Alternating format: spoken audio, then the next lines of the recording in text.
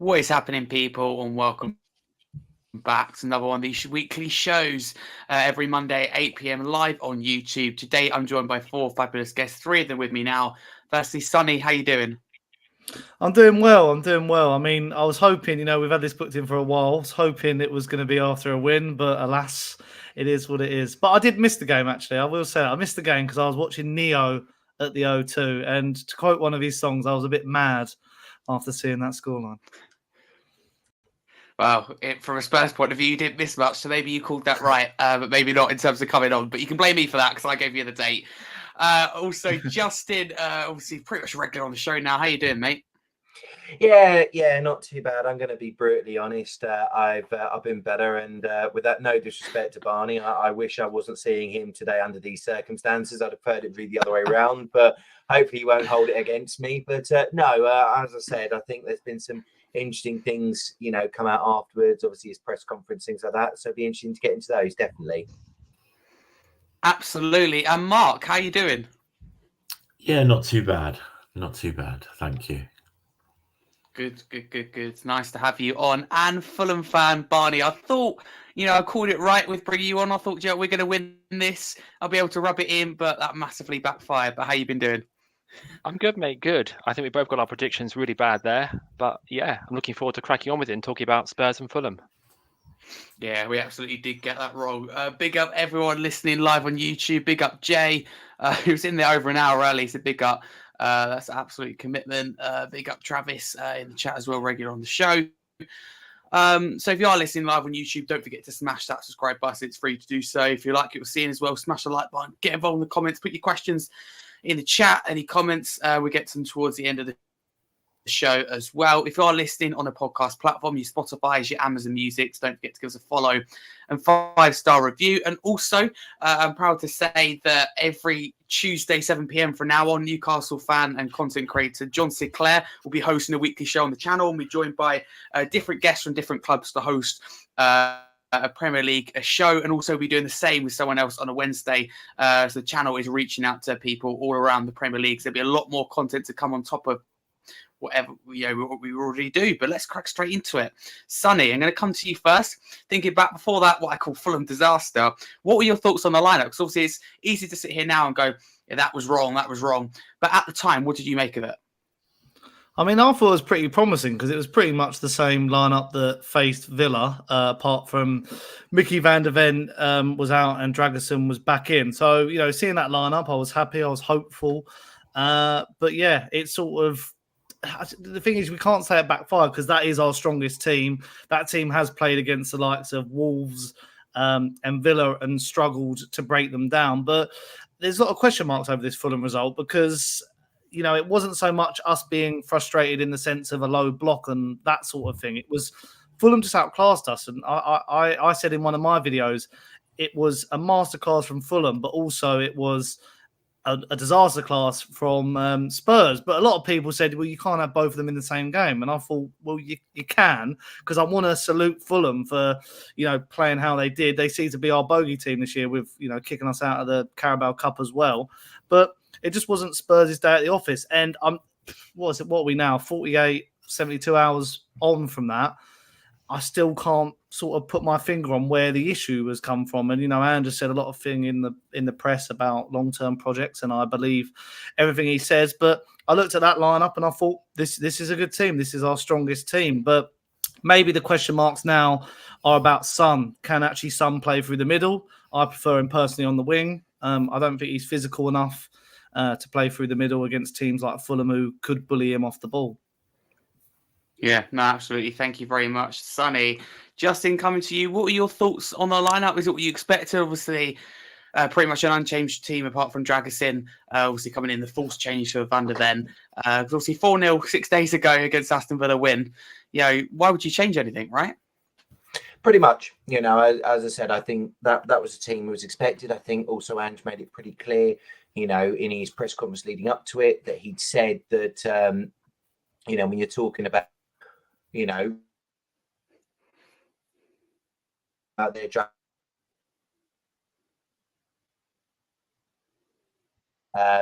he's made it very clear what is going to be the setup for that game. So, was kind of what I expected. But then what we were served up was absolute dross. It was pathetic. To be honest, I think I was more disappointed that ourselves, only scored 3 because we had some chance. I've heard that we could, but the fact of it being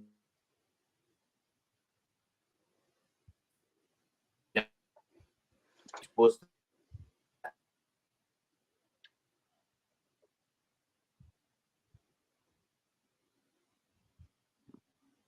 they made it very clear what their objective was, and did what Tottenham would do better. As simple as that. It was really disappointing.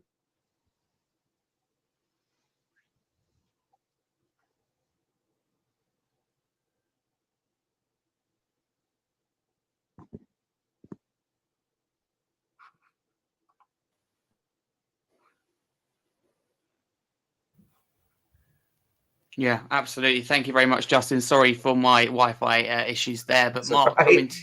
yeah, it's awful. Hopefully that sorts itself out. It has moments like that. But Mark, moving on to you, we saw Richarlison back on the bench, Dragusin, the false change coming in for Van der Ven. At the time, were you happy with that? Yeah, like everyone else, I can't see that there was an issue with the lineup. I just think you don't expect to have 9 out of your 11 have a bad day at the office. But you have to give credit to Fulham. Beyond the top 3, best defence at home in the Premier League this season. Played Arsenal off the park over Christmas and beat them comfortably. Maybe one or two of them started believing their own press during the week. Young players tend to do that. The older ones should be a little bit wiser, but got no complaints. Got what we deserved, a good hiding. But Yeah, I will say we created a huge number of very, very presentable chances. I mean, how Werner didn't score, I have no idea. I think my 82-year-old mother could have scored that one. I mean, all she had to do was get one of her arthritic legs onto it. Maddison's chance in the first half, he probably should have scored. Richarlison's chance, he should have scored. Johnson had a couple of so we created chances. So it wasn't all doom and gloom, but just got sucker punched completely and utterly. And the one person that will probably be kicking themselves more than the Spurs players is Unai Emery, because he changed his whole formation and tactics the week before to accommodate us, when actually he should have just carried on doing what they're doing. Yeah, I think he'll regret that, because I think massively he'll regret that. Am I concerned? No, because we've known all along there'll be bumps in the road. Was it as bad as Brighton? Probably. And then I think we lost one of the next 10 after that. So no concerns. Does look a little bit like no one wants 4th place. It's like, oh no, you have it. Oh no, you have it. Yeah, it's true. And I've read a lot about Man United thinking they can still get 4th, but I laid some stats down as to what would have to happen. If Villa win 5 out of 10, United have got to win 8 out of 10. And I can't see that. I can't see it at all. It's not happening. They're just so inconsistent. And now with the FA Cup to the semi-final, obviously they got handed the Coventry game. Yeah, and the final. I was going to say the final. Well, partly that's sort of made me happy, because it meant Chelsea had to play Man City, so they actually have to play a Premier League club. So that sort of gives us a couple of games to reorganise and all the rest of it. But disappointed, but I'm too long in the tooth to have that ruin my Sunday or even Saturday night. Hour after the game, it was gone. Just, you know what? Bad day at the office. I blame my son. Twice he's been to Craven Cottage this season. Twice he's seen us lose. So I've banned him. Barney, you'll be pleased to know I've banned him from Craven Cottage. So we'll be all right next season. Yeah, absolutely. Yeah, I'm not the only. He's not the only one. I feel like it's a bit of a Craven Cottage curse, because obviously Saturday was my first away day, and when we got knocked out on penalties right Like the day after, me and Barney were at Fulham doing work with them around neurodiversity. I thought, do you know what? I planned this perfectly when we knocked them out the cup. And then obviously that went absolutely wrong and got rubbed in a few times, put it that way. So, well, the next time you go, can you give me a heads up so I can put 100 quid on Fulham? Absolutely. You know, Love it, mate. Love it. Yeah. You'll be a millionaire, that's for sure. But Barney, coming to you next. I want to know your thoughts on the Fulham lineup because Paulinho comes back in as expected from suspension, and Willian is preferred to Wilson, which just surprised me a bit. At the time, what were your thoughts on the lineup? Lost connection there.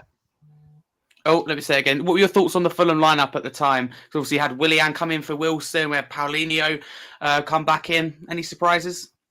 Paulinho speaks for himself. You know, for me, he starts every game. I mean, he's just a workhorse. I mean, he tackles everything that moves. I mean, we're not going to keep him in the January, someone transfer. Sorry, he's going to be sold. That's a fact. He could walk into any side. I was pleased to see William back because Harry Wilson's more of an impact sub. I mean, we know what he can do on the right. But I was really impressed with him. You know, we attacked Spurs from the start. We played football. We didn't hold back. We looked hungrier. We looked aggressive. We pressed. I felt Robinson at left back was absolutely sensational. We transitioned from defence to attack at will. He ruled that wing, and that ball to Muniz. Oh gosh, wow! At the time, I thought, was that offside? But I think was it Dragusin that played him on? Yeah, because it was the VAR one. Romero. I think it was Romero, to be honest with you. And then Dragusin tried to play the high line, but generally it was quite disjointed. But what a cross, as you say. But, you know, we've shown what we're capable of at the Cottage this season. You know, we've had great results against Arsenal. We've beaten, Forest 5-0, West Ham 5-0. And as you say, we beat Arsenal 2-1. So on our day, I think we can match anyone. I think Marco got his tactics spot on. I think he realised what we needed to do against Spurs. You know, we pressed from the start. We were clinical. You know, Spurs had their chances. I mean, you mentioned it before about, Maddison, Ritchie, when he came on, he was good. Vicario kept you in the game early. He made a couple of blocks. So did what was it called? I think Ritchie made a block early on in the first half, beginning of the game. Romero. That was the save from. It was a save near the beginning, and then it came out and Romero blocked it. Went for a corner. Yeah, so I'm just really, really delighted. Obviously, you being Spurs fans, you'll be about happy, but I think we proved something. We can, match against any side, and I think our shape was good. I think Ange did the subs too late as well. Yeah, absolutely. I completely agree with you, Barney. We'll definitely get onto that because for me, the game's done when the substitutions are made, and that is criminal, but we will get into it. But Sonny, coming back to you, what were your thoughts on the first 10 minutes of games? Because sometimes Spurs, we start quickly, sometimes we start slow, sometimes we do absolutely nothing. So were you also surprised that Fulham didn't sit back? There's a lot of talk, will Fulham try and do what Villa done or do what Wolves done, but even better? So did it surprise you that they came out and played? Yeah, that's what as I said, I didn't watch the game live, but I did actually watch the first 10 minutes on Sky Go while I was waiting at the O2. And it's one of those weird things. We know this whole thing about, we don't start quick. We are a bit of second half FC, but you just think away from home, like the way we went to Villa and we did hold them off quite well in early stages. I know it's been mentioned that Villa did change their tactics, so that could have been part of that whole thing. But, not really laying a glove early doors. I feel like, that lets a team like Fulham absorb the pressure and really get into a game. And we know Marco Silva is a good tactician. He's a quality Premier League manager. He, there's a lot of workhorses in that Fulham team. They'll keep going, and they've got some really good creative players as well. So I think the game's won and lost at each side of half time. You can't, if we want to be a serious team, you can't be conceding goals either side. And especially when I feel like we are this second half FC, we do come back out and we, really go all guns blazing, and it just didn't seem to be connecting. And as I've said, I can't really put my finger as to why, but we know in this Ange Postecoglou first season, we knew Mark was saying there's going to be bumps in the road. I've seen a lot of people going a bit over the top saying I feel like all this plan Ange B stuff. I feel like it's very reactionary. It's very, and I work for TalkSport, so I know what reactionary fans can be like. But I just feel like we've got to keep calm. it's a one-off game. I think comparing it to the Brighton result is a perfect example of some of these results are going to look a bit skew-whiff. And I've said in some of my videos, it is just about sometimes we have got to take those chances because it can be a bit Aussie RD-less football when it's, it could have ended, 4-3, 4-4, you never know. But yeah, first 10 minutes, I think we just want to, like earlier on in the season when we had those 5 games and we went 1-0 up, but we went on to lose them all. Like those games, we were starting off fantastic. And I don't remember all that sort of, this conversation about starting slowly. So it is a confusing thing. But I think even if you go back to Mourinho and Conte, I don't think we've put 2 good halves of football together in a good couple of years. It seems to be we either go all out in the first half or we turn up in the second half. I've not seen a complete 90 minutes of perfect football for a good couple of years. Yeah, no, that's fair enough. I find it hard to disagree with that, to be honest. Mark, I'll come to you. Were you surprised that Fulham didn't sit in and came out and played and looked to win the game? No, not at all. If you look at the points they've won this season, I think it's about 80% of them been at home. They're very good at home. It's a very, very hard place to go. The stats prove that. They've got some good players. Paulini in the middle of midfield is an enforcer. You only got to look at the 13 yellow cards he's had this season. 2 more, and it's a 4-match ban before is it game week 32? It is the cutoff. So he's got 4 games to avoid 2 yellows. Not going to happen.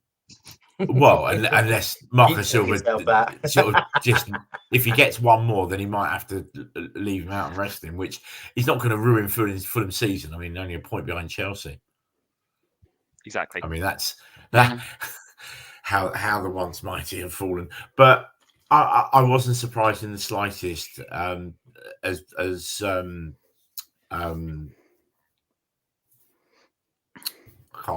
The name's not on the screen. My brain's just. I've had a day almost in bed today with a bit of a sickness bug. Sonny said that Marco Silva is a great tactician, and he is. And what's he been? How long has he been Fulham manager? 4 years, is it now? Been there 4 years. Oh, sorry, in charge of Fulham. Sorry. Yeah. This is his 3rd season. 3rd season. So he knows the Premier League. Yeah. Is the point I'm trying to make. So and he'll know. And as I said, having a few players back really helped them. And it was no surprise to me. The result was a surprise because I don't expect us. I think I've said in the last few weeks, Harry, that I don't expect us not to score. Yeah. So that was the surprise for me. But this is going to happen. And especially with the back line, I did a piece earlier on Twitter, the 4 or 5 tweet thread about defensive being conceding goals and stuff, and it's the difference between the top 3 and the rest are conceding and goals and defending, because you look at the rest of the Premier League, with the exception of Man United and Everton, who've conceded 39. No one else apart from the top 3 have conceded less than 42 this season, which is what we've conceded. So it's getting that right and getting that protection in front of that defence right that I think is where they'll look to improve in the summer. A proper number 6. For me, only 2 teams have got them, and that's City have got Rodri and Arsenal have got Rice. Yeah. No one else has a proper number 6. They all make do with a 6/8, and they all concede goals because there's no proper protection. Look at City's record when Rodri doesn't play. Yeah, that tells you everything you need to know. He hasn't lost a game in like a year when he's played. And the last game he lost was against us at Tottenham last season. I think it's 52 games, 53 games in a row now that they haven't lost when he's played. I mean, it's ridiculous. Missed 1 game earlier on in the season. Crazy. Arsenal away. What happened? They lost. It's those fights. And the problem is that when you get towards that top 3, the margins are so small, and to improve your squad is really, really, really difficult to make that difference unless you're going to spend 100 million quid on a player. But we'll get into that later. I'm digressing. We'll get to it. Don't worry, we'll get to it. No, you're absolutely fine. Thank you very much. Justin, I'll come to you. First goal scored by Muniz. Obviously, cross, as we already touched on, by Robinson was absolutely superb. If we're being critical, should Porro have done better to stop the cross? Should have Dragusin got tighter to Muniz? Is there anything we could have done about that first goal for you? Yeah, I mean, obviously that's a difficult one there because, as you say, I think, you know, as much as we do wax lyrical about Pedro Porro, I think we can all be sort of all acknowledging the fact that defending is probably his weakest area of his game, and it didn't surprise me that he had gotten sort of done there. You could obviously also question with regards to Dragusin, but obviously he hasn't played a lot of minutes, you know, since he's been at Tottenham. He's done the odd substitute appearance, and you know, ultimately this is his first game starting the full 90 minutes. So I think that's a difficult one there. To me, I think it was just what led up to it. I think you could see leading into it that Castagna and Robinson just showed no fear. They knew that they could get at them, and they pinned them back, you know, and normally it's the other way around. It's normally Tottenham players doing that. And that's something that I think was concerning for me because, you know, I mean, do I think Robinson and Castagna are better than Udogie and Porro? No, but on the day, they absolutely were because they just really went at him. And I don't know whether, as I said, they didn't expect that or there was just a naivety to it. I really couldn't understand it. But both of them were just getting so much, you know, success down those flanks that Tottenham just didn't know how to deal with it. And to be fair, was I surprised that eventually a cross got in that Muniz was able to get himself onto? Not really. It was just a case of it was going to come. And, you know, the one thing I would say we can be critical of was that, you know, Postecoglou didn't do anything about that. He didn't try and change anything. And unless you're going to tell Udogie and Porro to do something different, then it was only going to end one way. Because that is, to be fair, Fulham spotted an opportunity, and hats off to them. They took it. They, you know, it looked like they had the two better fullbacks than we did. So they got so much success. So was I surprised by the first goal? Not really. You know, as we say, they were relentless from minute one. And once they saw what they could get from it, they just would not let it up. And hats off to them for it. Yeah, absolutely. Barney, I'll move on to you next. Obviously, Fulham were 1-0 up at half-time. Were you worthy of your lead at half-time, would you say? Because I think you were. I think we were. I think Spurs had their chances, certainly, early on, and we sort of weathered the storm. But I think as the game grew, I could see us growing in confidence. And definitely, I thought, as you said before, Castagna and Robinson ruled the wings, and they were dictating so much play down those flanks. And I just felt a goal was coming. Every time we went forward, I thought we'd score. And I turned to the guy next to me and said, you know, we're just going to be wasteful. It's going to be so Fulhamish. We're going to draw like 0-0 or 1-1 or 2-2 or something. But I was very pleased how we approached the second half. Obviously, that goal was very quick off. I think it was Sessa's knee. Bit of luck, maybe. But it was a good skill. And I think from that moment, we didn't look back. Yeah, no, absolutely. Justin, will you say as well that Fulham were worthy of their lead at half-time? Absolutely. I think the only saving grace was only one. You know, I think, to be fair, they could have really have cemented a marker on it, you know, before half-time. So they were getting so much success. It was just a case of that, yeah, okay, they were giving up the chances, you know, and that's why Tottenham did have some chances to score. But, you know, I think it was critical from our point that we didn't take those chances, because I think that might have changed the game, because Fulham just kept thinking to themselves, we keep playing like this, we're getting success here, you know, and it's not going to be long before we score. And I think the viewpoint probably, and Barney, you know, will tell me otherwise, but I think the important part for Fulham was, let's just get the first goal, because if we can get that first goal, then we can dictate the rest of the game. I think if Tottenham had scored, I think Fulham would have reacted very differently at that point. And that, I think, was the key part. I think the Fulham just thought, we go out there, let's get that first goal, then we can dictate the remainder of the game. And the moment they did that, they knew, well, this is working. Why are we going to do something different? So, no, they were worthy of it. I think I was just more shocked it was only the one, to be honest, because as we've seen with Tottenham in the past, and I think Sonny mentioned it before, we normally a second half team. So, but hats off to Fulham, come the second half, same. They just carried on. And I think that's what Marco Silva, it was probably one of the easiest team talks. Do the same, we'll get the same success. And they did. I agree with that. Couldn't agree more personally. I think the first goal is massive in most games that in particular Fulham play. And again, Barney, correct me if I'm wrong, but when you go behind, Fulham don't often come back. So when they take the lead, they don't often give it away. So that often, shows how it goes. So there you go. But Sonny, I'll come to you next because in the 49th minute, Sasa Lukic scores. It comes off him, if you like. Was that the worst possible start to a half for the Spurs and the best possible for Fulham? It's like I said before, in football, psychologically, conceding either side of half time is just a big no-no. And both goals are quite similar. I'm actually surprised watching it back. I'll just add it on my iPad next to me, watching the highlights again. That, it's like Fulham found a way to really break us down. Those sort of early whipped-in crosses just really were our kryptonite. And it just shows you how good Anthony Robinson is at delivering those sort of balls on the left especially.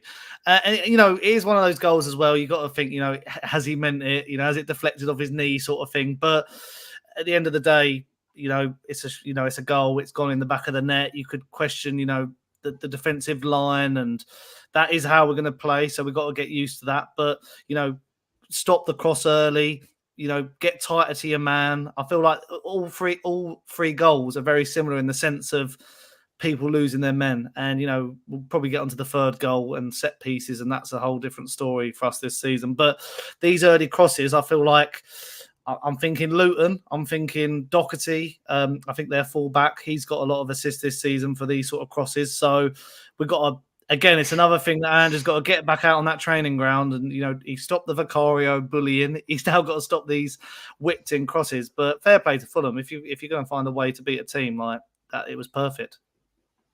Yeah, absolutely. Completely agree. And Mark, I'm going to ask you the same question.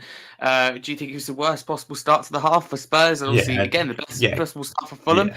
Bit luck in the goal, would you say, though? It puts his knee towards the ball. The cross comes in, you want to get something on it. If it goes in, it goes in. If it doesn't, it doesn't. But it's just two very good crosses as well. I mean, sometimes you just have to stand there and tip your cap and say, a bit like SARS one last week, you can't defend that. As a defender, you cannot defend that cross. It's impossible. And if a defender gets a leg on it or a boot on it, flies in the back of the net, well, it certainly does where we're concerned. Is how it usually feels. But yeah, it's the worst thing. You have your team you're only 1-0 down, despite having played pretty poorly by our own standards, and you think go out there and work your way back into the game. But one thing, first 10-15 minutes, do not give them a chance. 4 minutes in, they get a chance. So it was just and we've done it. We did it to Brentford straight after the break and hit them. We did it to, who was the other one recently we were trailing? Palace. Straight after that was that a little bit later, wasn't it? But there was goals in clutches. But it's just frustrating because we know we can play better, and so many players having an off night. I felt a little bit sorry for Dragusin. He's not a left-sided centre back. He's not left-footed, and it did cause us a number of issues. Him having to play the ball out on his right hand side because it's split seconds, but it takes him longer to get the ball under control. It was frustrating to lose that goal early part of the second half, but you saw it coming in the first half. Yeah, no, I completely agree. Barney, for your second goal, is that the start of the half you wanted to see? And again, is there a little bit of luck behind the goal? Is it clever, do you reckon, in terms of Mark says it's whipped in with pace, you just want to get something on it? And obviously, it's his first goal, isn't it, in for Fulham? It's his first goal. Yeah. But I thought actually the ball was going to go across goal to the other side. It was going to be a tap in. So I don't know whether he was intending that, but you take it, don't you? It was a great finish. But you always think at 1-0 going into the second half, I said again to my friend next to me, if I was Marco, I'd just say, more of the same. Literally more of the same. Yeah. I mean, we're a goal up, just attack them, attack. Because I didn't feel at that stage, certainly in the first half, Spurs, once they were missing their chances, I felt we could capitalise, if I'm all honest, Harry. And I felt that second goal, once we got it, which was lovely, don't get me wrong, bad from Spurs' part, I felt we were fully in control, and I felt actually from that point we could actually go on and score a few more. But we made it tricky for ourselves. Agree. Yeah, absolutely. Completely agree, Barney. And Justin, Fulham's third goal, scored by Muniz again, who just couldn't handle him on the night. Again, it comes from set piece. Can Vicario do better, do you think? Can Dragusin do better being critical? Maddison stops and has a look, isn't really marking anybody. If from a Spurs point of view, is that poor defending, or is it just a little bit of luck, and we didn't get any on the night? I think, to be honest, it was just poor defending. I think it really was. I think Fulham knew that at 2-0, we were there for the taking. I think we just completely were probably shell-shocked. Obviously conceding the goal after, pretty much straight after half time, and I think everything they were told in the dressing room, they probably just went out the window. And just trying to, I think even Postecoglou said, just trying to rush the game, and that was stupid because we've seen it before, even at 2-0, I've heard it said from, people say that 2-0 is a dangerous scoreline because you get one, momentum comes with you. So I thought it was a bit naive of Tottenham to try and force the game even at that point.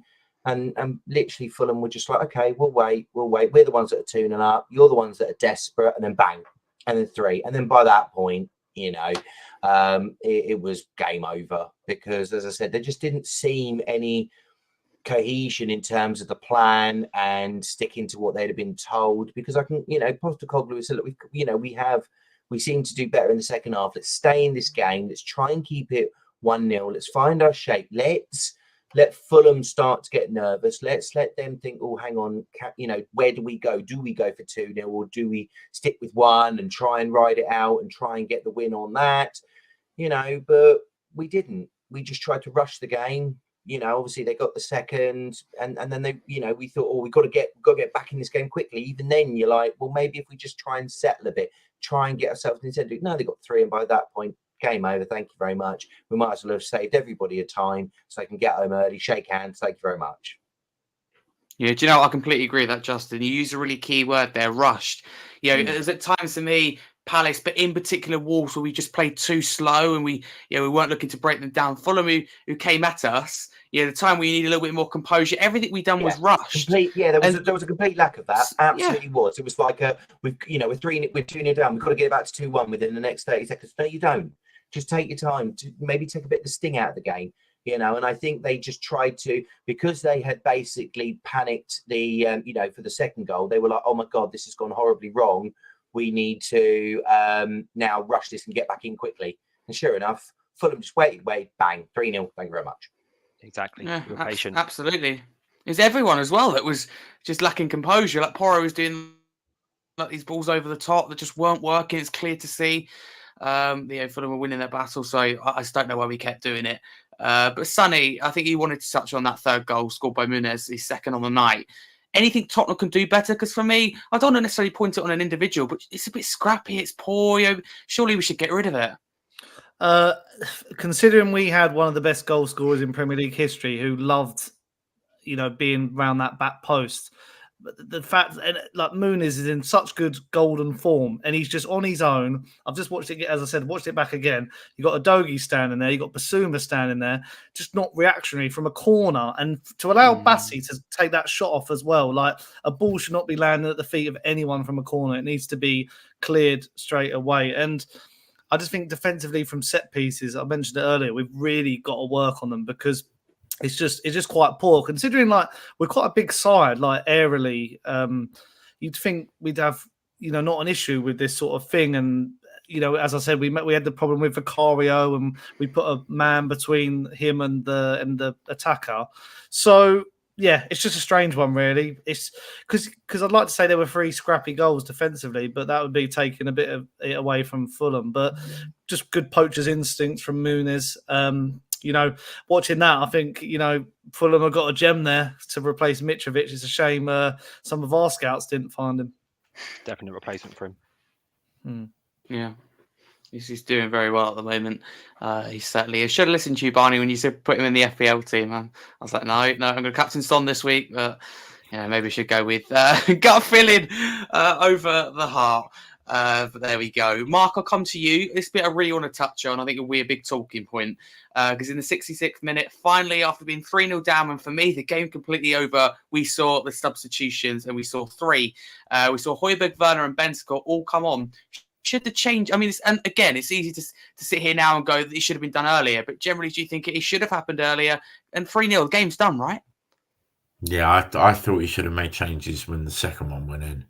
And I know that's only sort of 4 or 5 minutes into the second half.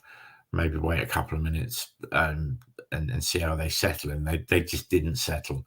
I think they were too late. I still don't get the point of Højbjerg when you're losing and chasing a game. I just don't get the point of bringing on Højbjerg. He brings nothing.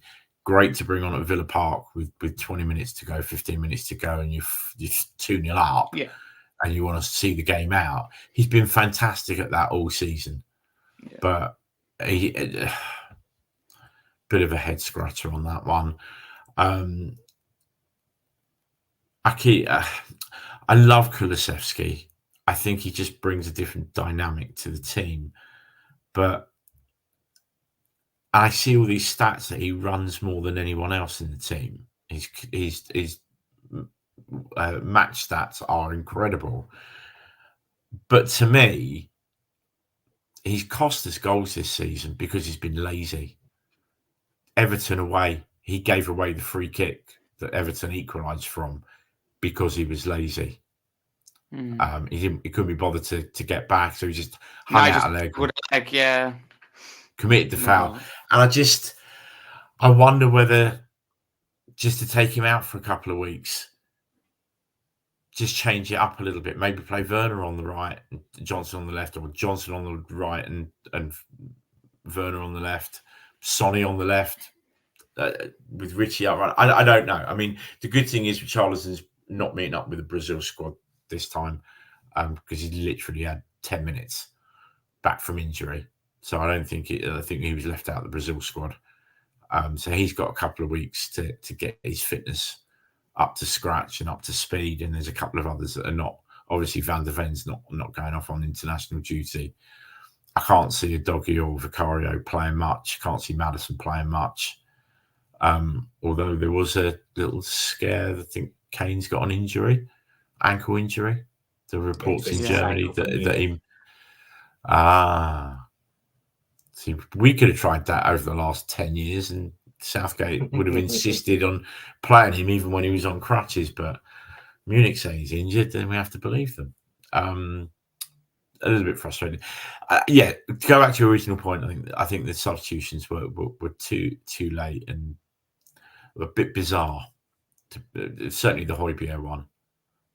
I just didn't get that. Yeah, and I mean, again, it's easy to sit here now, but I was very surprised when I came back up for the second half to see that was the same team there. I absolutely get why, and maybe didn't change at half time. I thought, this team done really well against Villa. Let's see if they can come back into it. For me, it became visible after about 10, 12 minutes that this was Bentancur's type of game to put his foot on the ball, dictate. It wasn't Basuma's for me. So I think that's a classic case for me of the manager goes with what worked in the game before rather than looking at Fulham and going, what are their strengths? What are their weaknesses? Who's going to be the best player? Because, for me, if Van just sat there and looked at Fulham and looked at teams they played like Arsenal, where they came at Arsenal, he would have gone Bentancur, foot on the ball. And very rarely do people sit here and go, changes need to be made in the first half. But Fulham, I think, was a rare instance in terms of that midfield was beaten after a few minutes. I would put Bentancur in there straight away after half an hour. For me, it became very visible how the game was going to go. I just think at 1-0, it just, although we hadn't played well, we had created chances. I really struggle to make changes at half time unless you've got an injury, or unless you're 3-4-0 down and just damage limitation and what have you. But it was a 1-0 game. I think the second goal obviously changed the whole dynamic, but the timing of it. Had we managed to get through the first 15, 20 minutes, who knows what would have happened. But 4 minutes after the restart kills you. And as a manager, there's nothing you can do about that. You just have to stand there and think, well, would I if I'd known we conceded that early in the second half, I'd have made a change at half time. But you don't know that. And that is the unfortunate part of being a manager. It's, you can do all the talking in the dressing room, all the talking off the pitch, but once they cross that white line, it's down to them to take those tactics and run with them. Yeah, no, that's a very good point. Barney, as a Fulham fan and a kind of neutral in this, do you think Spurs and Ange Postecoglou reacted too late? And if you were in his shoes, what would you have done during the game? I would have made changes at half time. Quite frankly, I think he left it too late, because I could see a pattern emerging, and it just continued in the second half. And we've done this multiple times this season at the Cottage. And usually a manager reacts when a team goes 1-0 down. They might make a change here and there. But I thought bringing on that many players at once, I don't know. It doesn't sit well with me. I think sometimes it can work. You certainly were better. You certainly disrupted our play a little bit more. You had some chances. And I definitely think Spurs underestimated us, if you're with me. They took us lightly. Yeah. And I think, Ange should have actually brought on those subs. Certainly in the first 10 minutes, I think it was too late to make an impact, because I think we grew in confidence. And as the second half wore on, I just felt that we exerted our control, if that makes sense. Yeah. Okay, I get that your first half doesn't work and you kind of go, right, second half, we'll see how it goes. But as soon as that second goal hits the back of the net, for me, you go to Richarlison, you go to Bentancur, you go to Werner right on, and you give everything at it and forget the formation and just go for it. Me, 3 midfielders didn't work, so for me, you change that to 2. So you have to change the system. You have to adapt in certain games. Again, it became visible. It'd be Werner's type of game, Bentancur's type of game.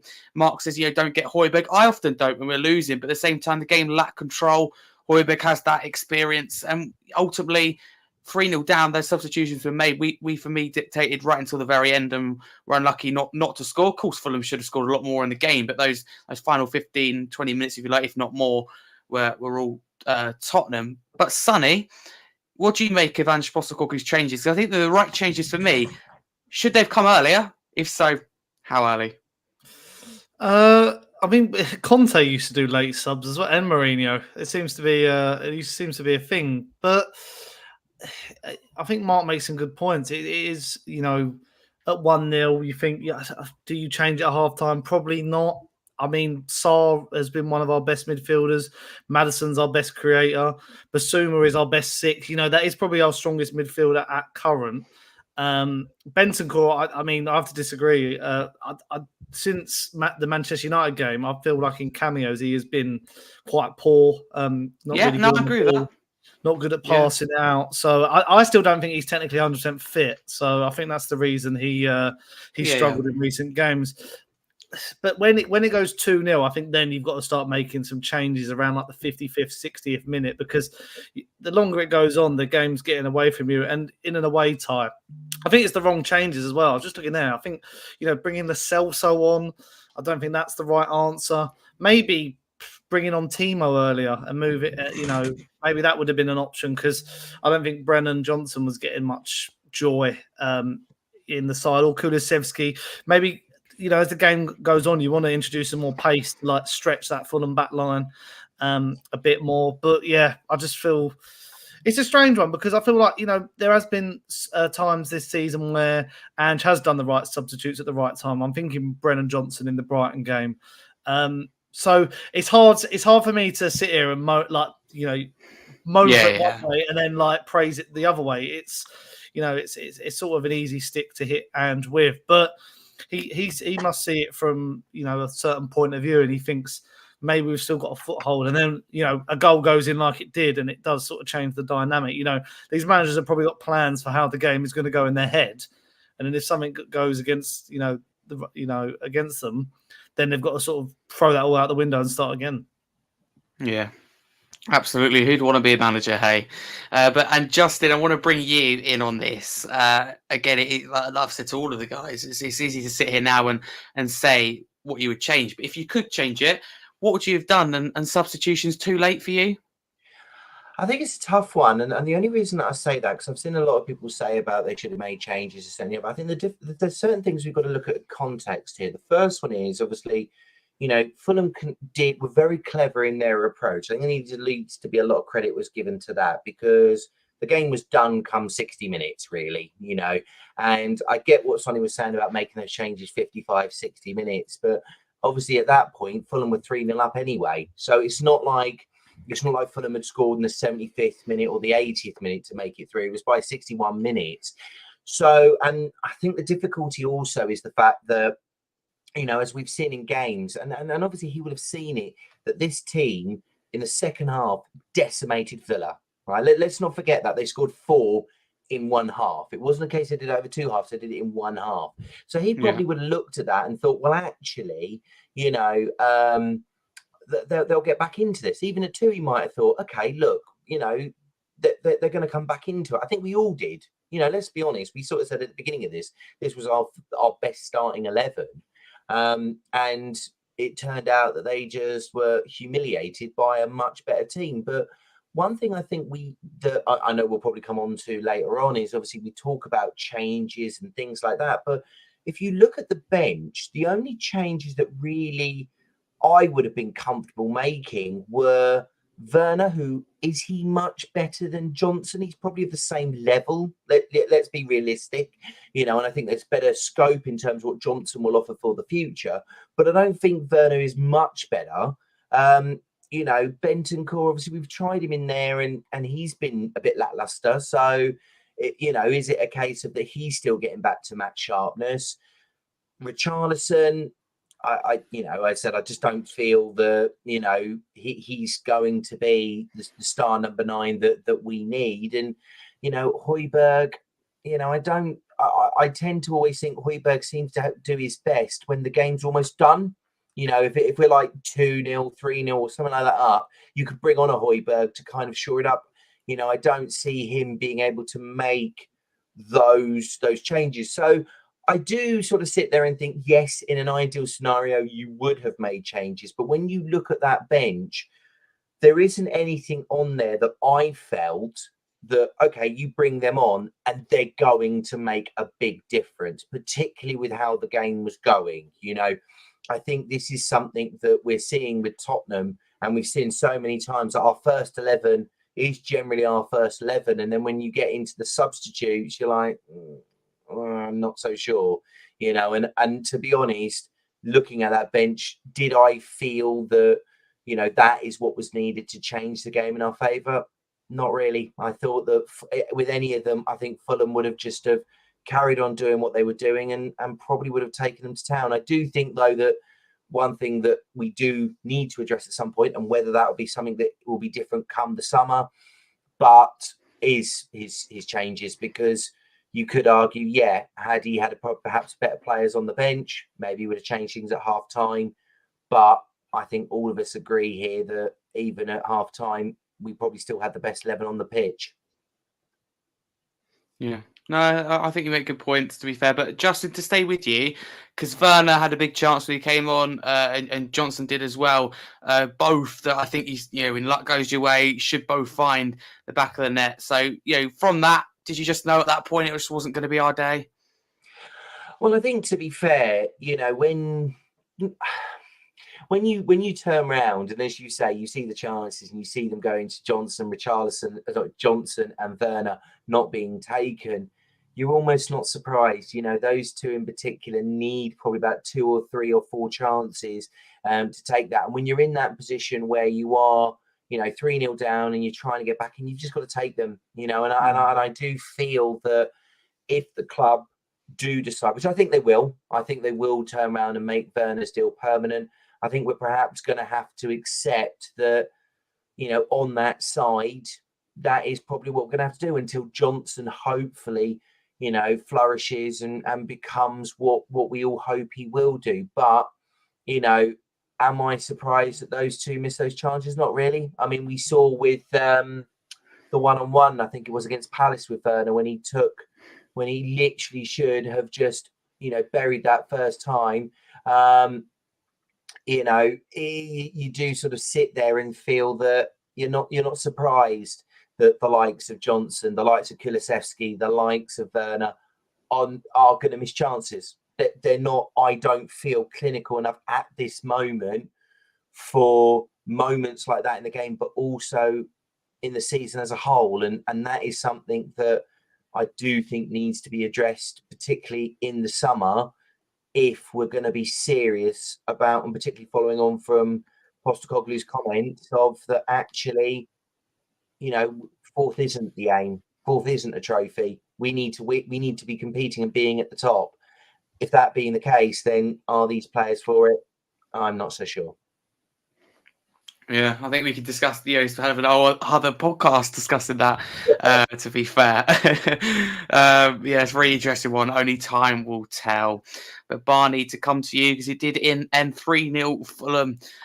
Did the scoreline, reflect the game for you? And Fulham have had some big wins at Craven Cottage this year, haven't they? We've had some big wins. Not wanting to sound arrogant, but it didn't surprise me, really. I mean, I work with quite a few Spurs fans at work, and they've all said to me today, you should have been 5-0 ahead. I mean, on another day that could have finished 5-3 had Spurs taken their chances. I go back to the Son chance when he blazed it over the bar. I go back to what you said just now, the Werner chance, when it's easier to score. And you look back on those chances and think, what if? It would have been a different game. But You're right, Harry. I think we were fully deserving of the win. And what you say, I wasn't too surprised, but I did expect Spurs to come out more. I really did. I expected more of them, to be honest. Certain players just didn't step up to the plate. I thought Son was a little bit shackled out of the game at times. Yeah. Absolutely. I agree with this comment. For me, the game was won in midfield, and it was won in the first few minutes of the game. It was really clear to see Paulinho put his foot on the ball. Our midfield panicked, never got control. It's a shame because I think we have a really good midfield. But ultimately, for me, we needed more experience there on the day.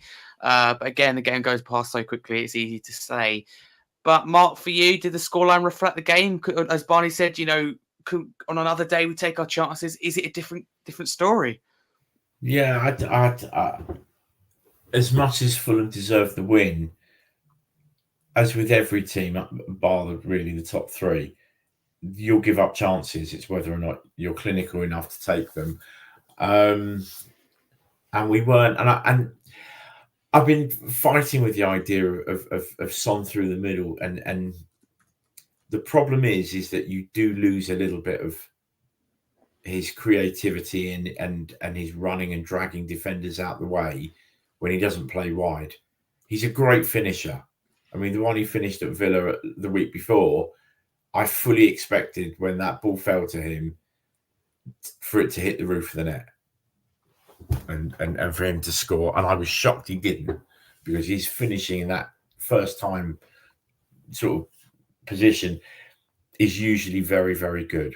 But I just, as I said, I'm at odds with him playing through the middle. I just think his best position is out wide and always has been. And he scored 20 goals in a season the other year and won the Golden Boot from that position. So we could have you're right, we could have a whole podcast on the summer window, and it could probably last all summer discussing what we need and where we need it. But for me, it's an important period.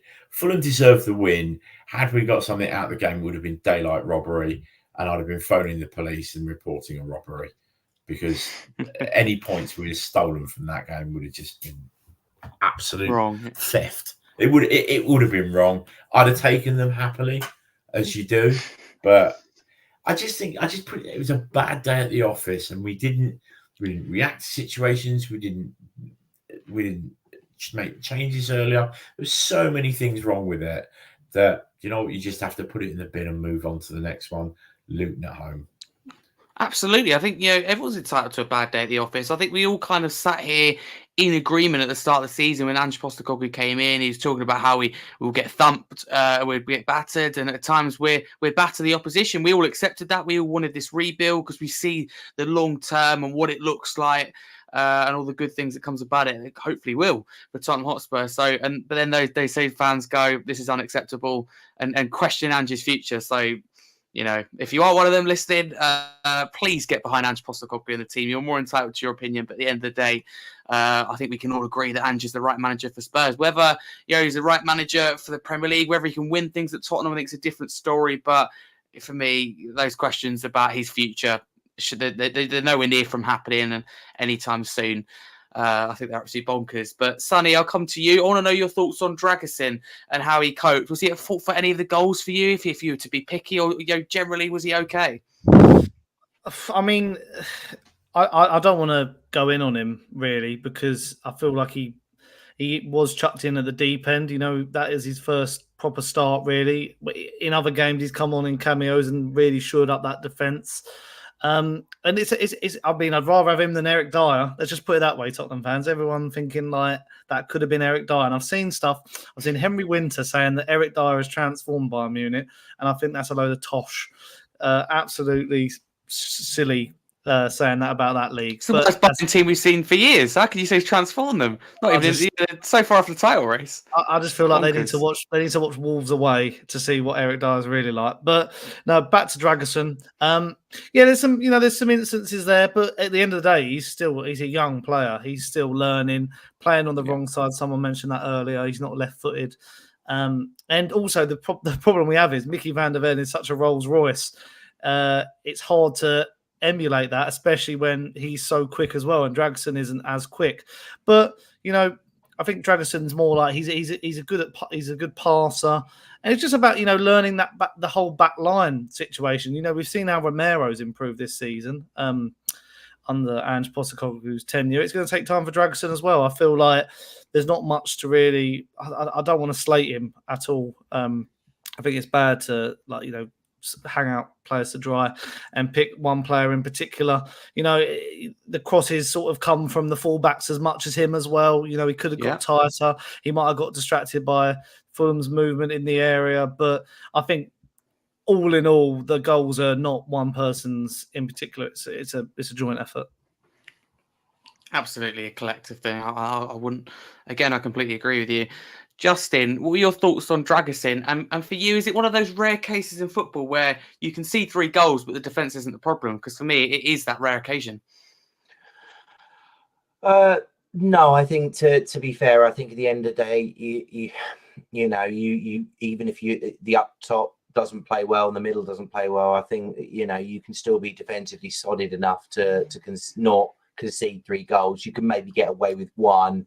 Possibly, but not 3. No, I felt that there wasn't anybody from the goalkeeper upwards that can come out. I mean, possibly the goalkeeper, maybe Romero, but ultimately, you know, I think from top to bottom, they were all pretty awful, if I'm honest. And you know, hats off to Fulham that, you know, they you know, once I think the first 10-15 minutes through, I think they looked at it and thought, actually, we can have a field day here, because there's just an arrogance. You know, there was an arrogance about the team. There was an arrogance that we're just going to turn up, you know, and we're just going to steamroll this lot. And to be fair, you know, that's not how you go into any Premier League game. You do that with any Premier League team. Doesn't matter who they are, whether it be Sheffield United or Manchester City. If you go in there with any sort of arrogance, you're just going to steamroll this team.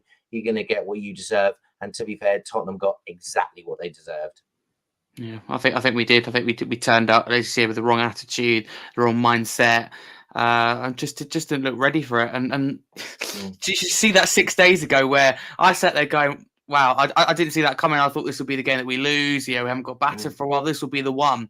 And that second half, you'd be more surprised if the results had been the other way round. You'd have been absolutely. If we'd lost 3-0 to Villa but beaten Fulham 4-0, you'd have been less surprised. It's the fact it's the other way round. It wouldn't surprise me at all, to be honest with you. In fact, I think that Fulham result would have been good. And Villa, yeah, absolutely wouldn't surprise me at all.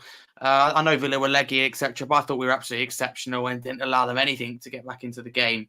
But Mark, before we move on, what were your thoughts on Dragusin? Because I thought we'd done okay. I think obviously you can be very critical, but I don't think the comparisons to Van der Ven are fair, considering just how good Van der Ven is. So do you like the comparisons or not for you? No, he's a different type of player, and he's a right-sided centre back. And I read somewhere today if this comes up in between now and the end of the season, that they'd play Davis instead of Dragusin, and I've been turning that over in my head for a couple of hours, and I get the reason why, because he's a left-footed, left-sided player, and it's more natural for him to play out like that. But I don't think you could put anything on Dragusin on Saturday. It was a tough baptism to make your first start away at a team that is very good at home. As we've said all evening. No, I think he'll be fine. He needs a full pre-season with Ange, much in the same way that Johnson needs a full pre-season with Ange. Remember, he arrived the last day of the window. So it's always tough. You walk into a new dressing room, new system, new style, new coach, and you're thrown straight in with half a dozen or 2 or 3 training sessions. It's very, very difficult because you spend, in Johnson's case, you spend the season playing catch up basically, because his pre-season at Forest would have been completely different to the pre-season he'd had at Spurs, and pre-season for me is the most important time because that's where everything is laid down. So I think we'll be fine. I just want to pick up something that Justin said earlier. Our first 11, our strongest 11, is very good. But when you start comparing like for like in certain positions, it's just nowhere near where it needs to be. And I said it's going to take 3 or 4 windows, 5 windows to get there. We need probably 17/18 first 11 starter players. A sharp intake of breath, but that's what we need.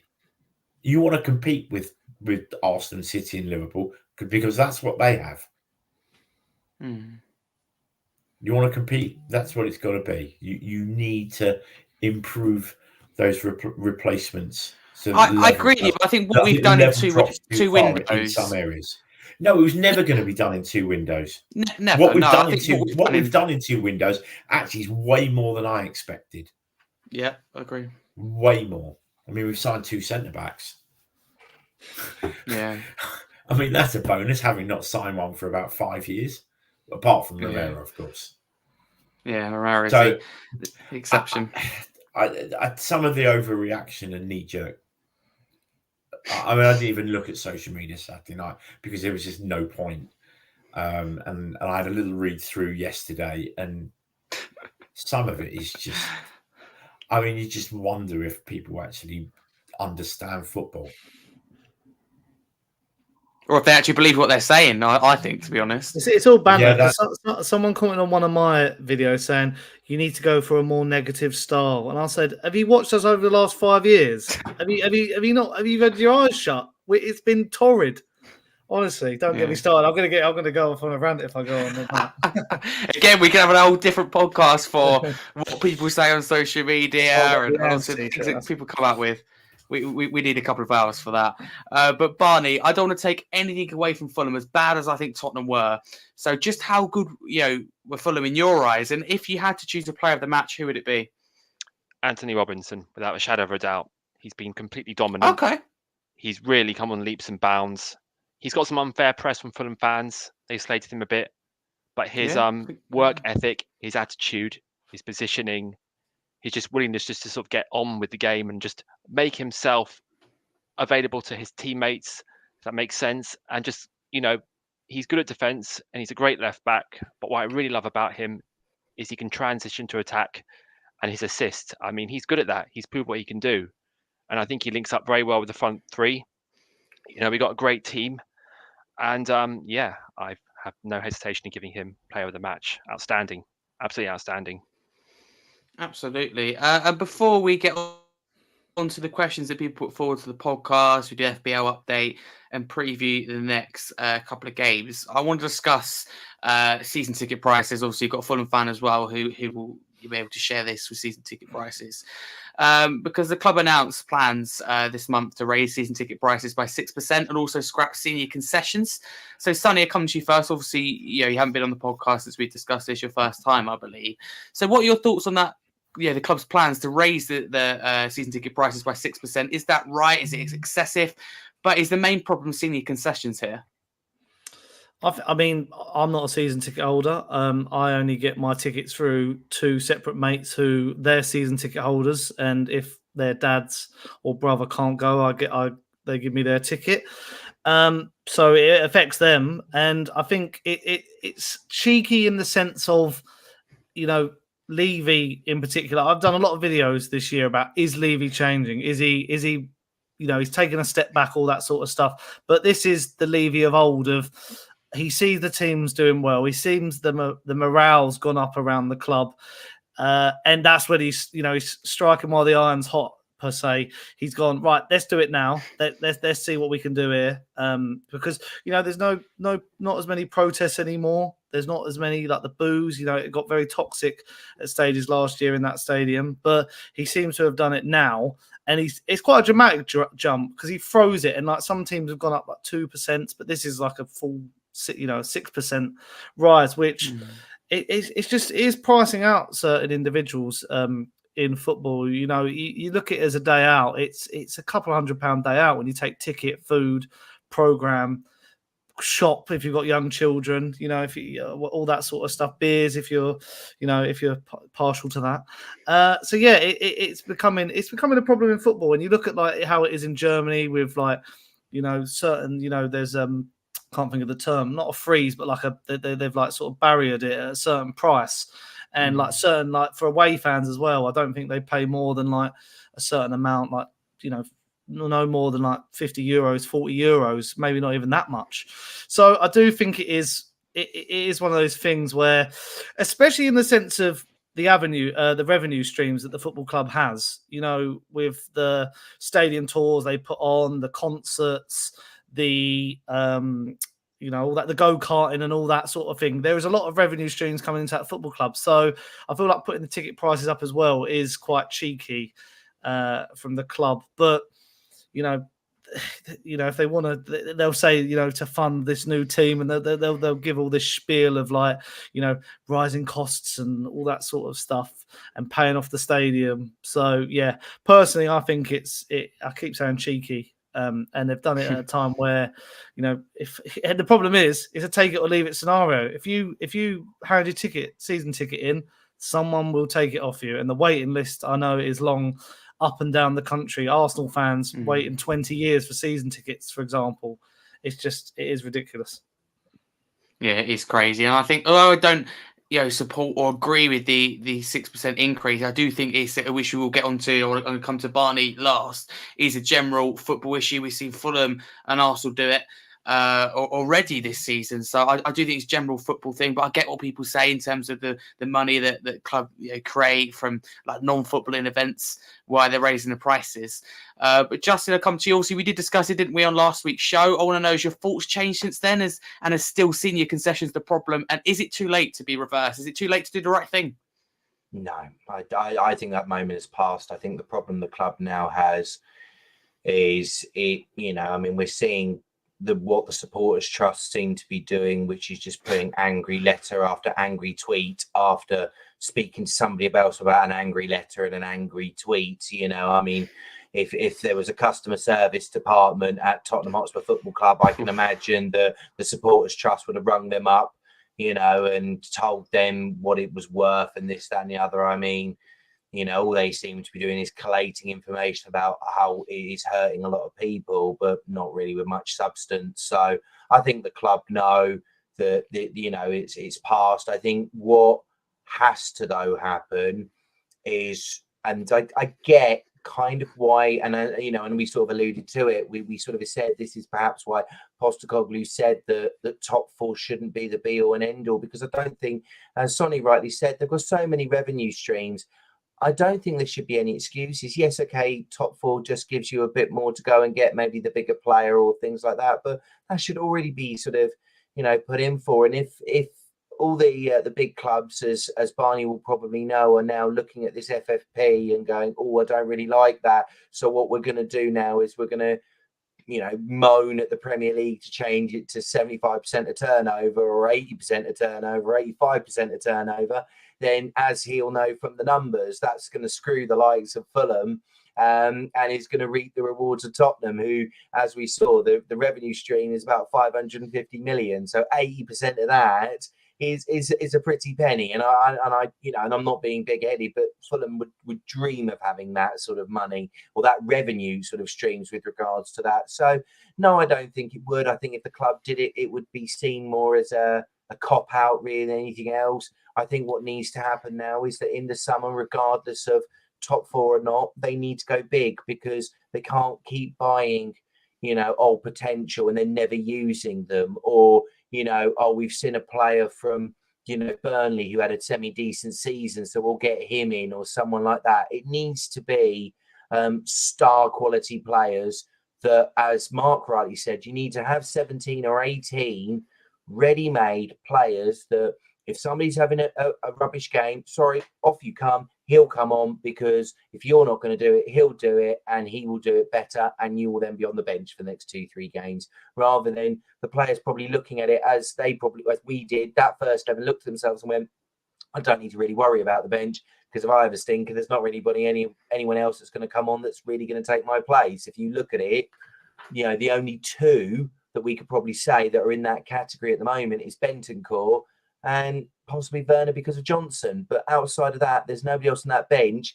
And, unless Barney says otherwise, I can't think there's many on that bench that he'd go, do you know what? I'll take them at Tottenham, really.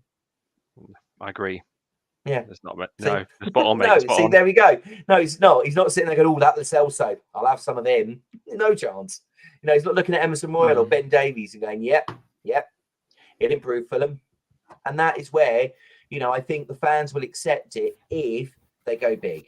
If they do the cop out like they've done before and sign the likes of Joe Rodon rather than a Skriniar, or all the other examples that we've seen where they've gone for the knockoff option rather than for the first option, then fans shouldn't, I know they will, but shouldn't accept it.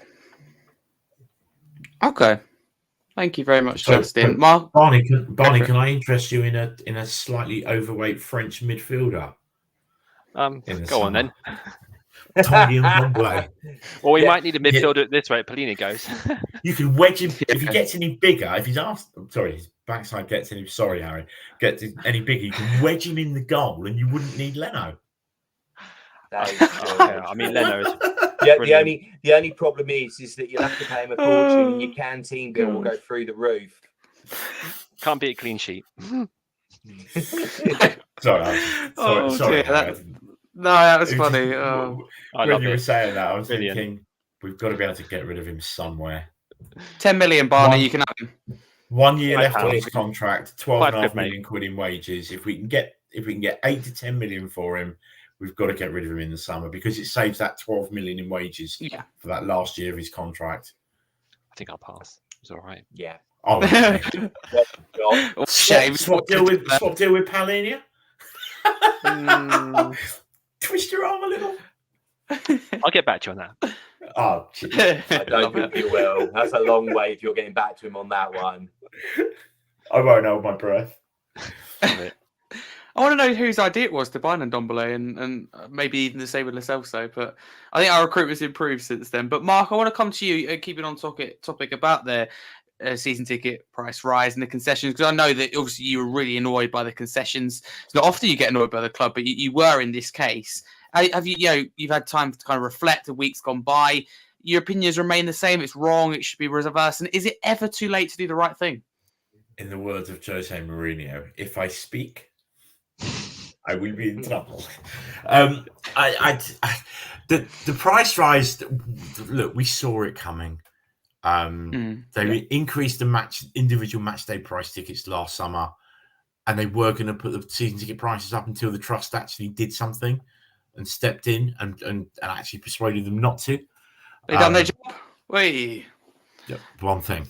But I understand the rationale behind the removal of the concessions, but it just doesn't sit right for me. You've got the supporters that have been with your club the longest period of time. They've given you the most amount of money.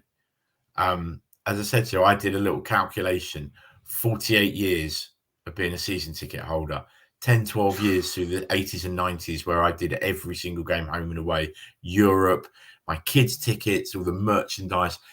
And I reckon I'm in for about 125 grand, which is about a week's wages for a Premier League player. But it's a lot of money for, I don't want to call it a hobby or a pastime, but the problem is they've got you. Yeah. And once you're locked in, there is no way out and there is no escaping, unless it becomes completely financially non-viable for someone to buy a ticket or a season ticket.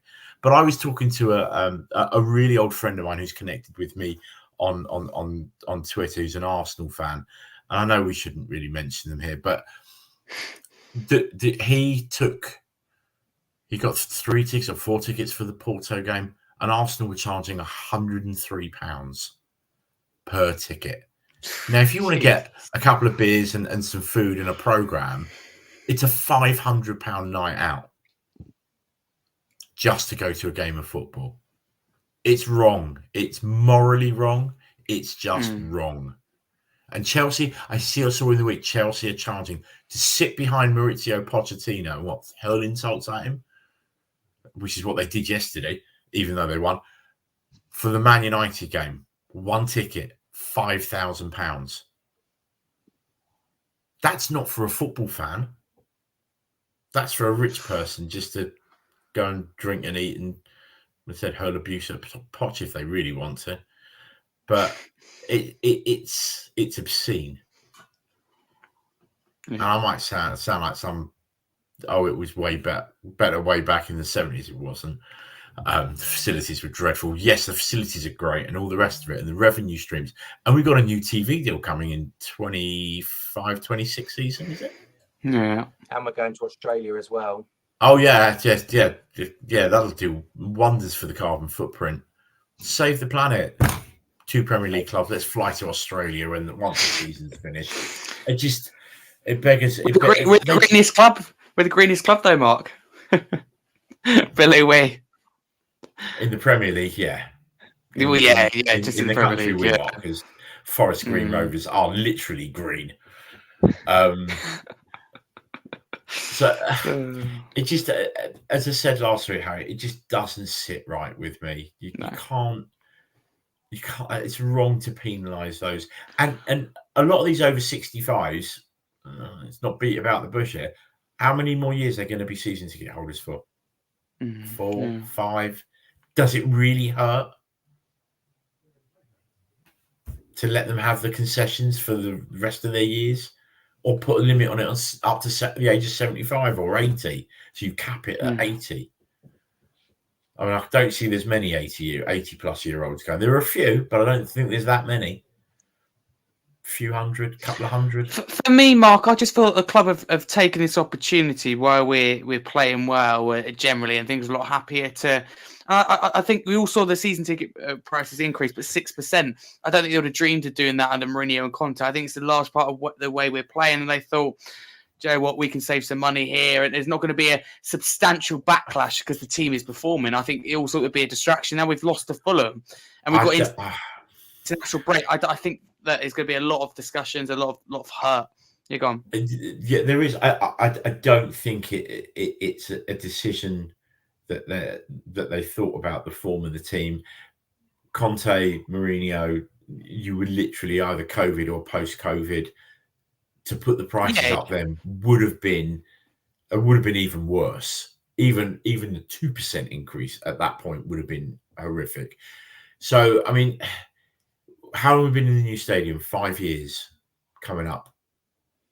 April's 5 years. It's got to be, yeah. April 19. So my season ticket's gone. It was originally 802. It went up to 804. Sorry, 808, and now it's 852. In 5 years, it's next to nothing. It really isn't.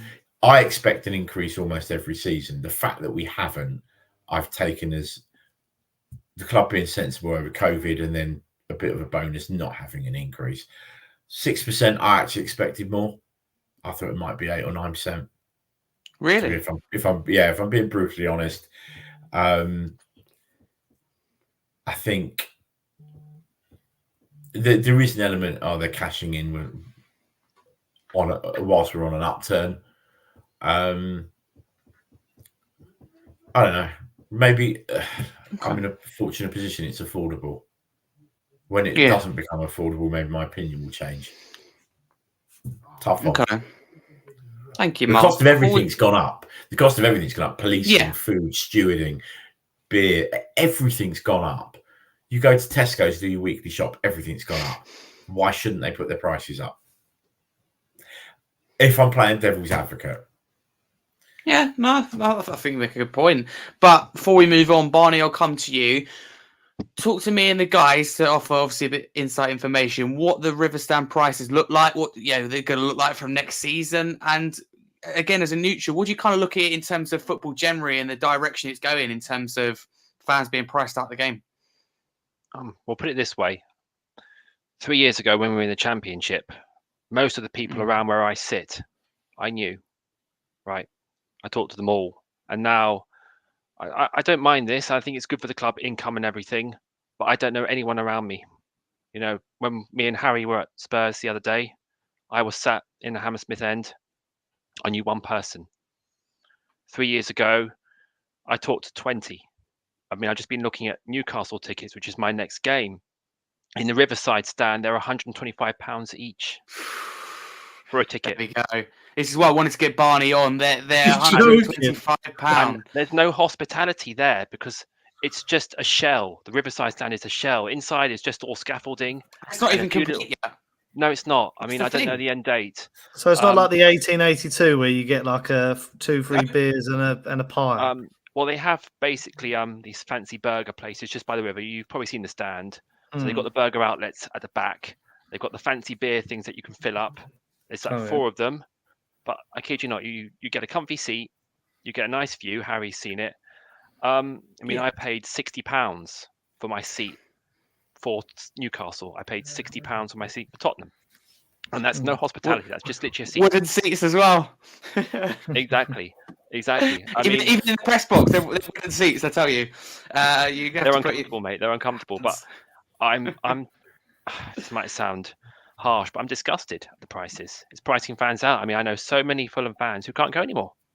Simple as that. I mean, season tickets for the Riverside stand this season would have been in the Riverside stand £3,000 each. £3,000. Where's someone going to find that money unless you sort of, I don't know, own an oil well or sell a kidney, just sell my organs, whatever. I can't afford it. I'm a member. Barney, I'm horrified at that. That is actually disgusting. Oh, it's beyond disgusting. I mean, you remember when the Manchester United game we had at the Cottage, we held all those cards up, didn't we? Yeah. And we got the Fulham Supporters Trust. They're trying to sort of make a noise, but I think clubs need to take this seriously. The fans are everything. And clubs need to notice that fans have been going for decades, need to have a voice. Because without a fan, there's no club.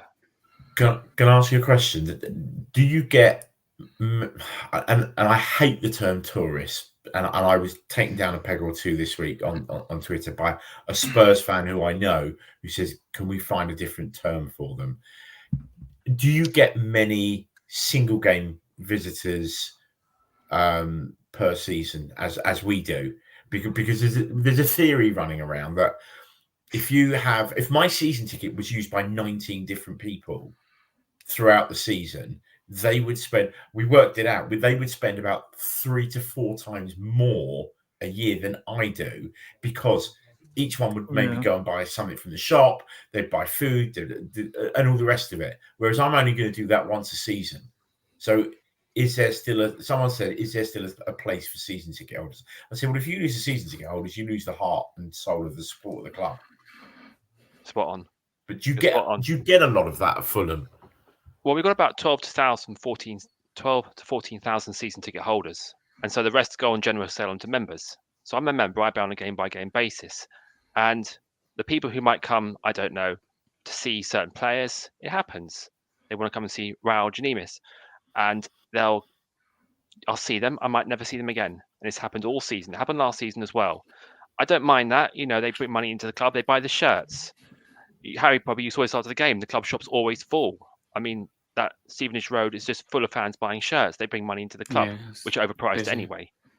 I have no problem with it because I talk to them all and they ask me questions and they're friendly. They engage, oh, who's that? Oh, how long have you been supporting Fulham? I say, well, 28 years. So as long as the core fans, I mean, we've got a core group of fans who make all the noise, and it's always been the case. If they're respected and the club acknowledges the fans that matter, I don't sound harsh saying that, but keep the club driving, the heartbeat of the club, the ones who turn out when we're struggling, cold Tuesday nights when the team are losing 5-0. That's where the club needs to be, in my opinion. Yeah, I absolutely agree. Justin, you have to go. So thank you very much for coming on. For people who don't know, where can people find you? Well, as you say, I'm kind of becoming more of a regular on here. So it'll be on here, social media in terms of generally I'm on Twitter/X, and I'm more than happy to, have a debate or, start a conversation or things like that. So, as I said, it's either here or Spurs Kings TV or places like that, usually winding Marlon up, which is always a joyous thing to do. Thank you very much for that. Absolutely, got to give that plug in. There's nothing more enjoyable than winding him up, I'll be honest. So, absolutely. As I said, here, social media, Spurs Kings TV, generally the places for me. So, but thank you so much for having us on. I'm sorry it's in, it isn't in better circumstances, but Barney, it was a pleasure meeting you, and I'm sorry that we'll be taking Paulinho off your hands for Ndombele. So thank you very much. We'll talk about that later. Take care, everyone, guys. Thank you very much, Justin. Big up. Cheers. Thank you very much.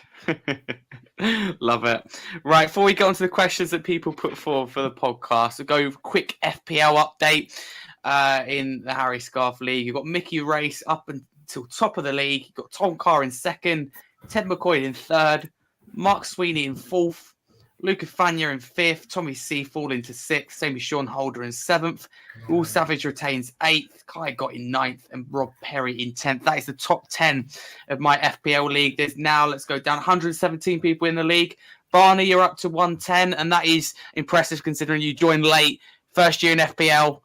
We went through it, didn't we? So you overtaken a lot of people in there, one of the first ones joining. And we won't talk about why I am, but let's just say I'm in the bottom, 10, 15. I should know better. I created my own league as well. That's the thing. I was saying to people, come on, you won't be able to beat me. So we'll forget about that and pretend I didn't say that. But we move on to the questions that people put forward for the podcast. I wouldn't recommend FPL. I won't be giving any advice. So don't go to me. You'd be going to Barney, who I tried to give advice. I can't believe it. He knows more than me now. But Sonny, I'll come to you and give the first question. Byron says, do you think there's a lack of trust in certain squad players on the bench against Fulham? That's why we're reluctant to make the changes. I feel like when you look at the bench, it is the players who we're probably going to shift in the summer. So is it a case of trying to get them in the shop window? Højbjerg, we're trying to get a good price to him in the summer. He'll be off. Lo Celso will probably be off. Those sort of players. So maybe, and we know, for example, Lo Celso maybe in patches earlier in the season look good, but they can't play the system. So maybe that's where the word trust does come into it. We've seen Højbjerg can only play that cameo role. But I still think Ange to me seems like a manager who he has a certain role for everyone in that squad, even like probably the youth players. He'd probably be thinking like, this is how I see your role in this squad. You'll come on and do this. You'll come on and be like the 5-minute cameo sort of thing. So Yeah, I mean, and we've said it all night. This squad needs still a massive overhaul. The fact that we've already got rid of the likes of Lloris and Dyer, we've still got to get rid of Sessegnon. What are we going to do about Tanganga? What are we going to do about Ndombele? All these players need to be shifted on, really, if we really want to, free the wages up, get the homegrown quota sorted out. Our homegrown quota is looking very worrying, actually. Eric Dyer didn't count as English. He was because he came through Sporting Lisbon's academy. So we've got to really get that sort of quota. I sound a bit Brexit here. Get that sort of quota sorted out. Hence why we went for Brennan Johnson, because he was, helped the British side of that. So there's a lot of things to sort out. It's not a foregone conclusion. And yeah, the bench will be stronger. We got to think earlier in the season we were playing 4 fullbacks along the back line. It's not all done yet. Absolutely. Next question for you, Barney. Harry, can I just pick up on something on the homegrown quota?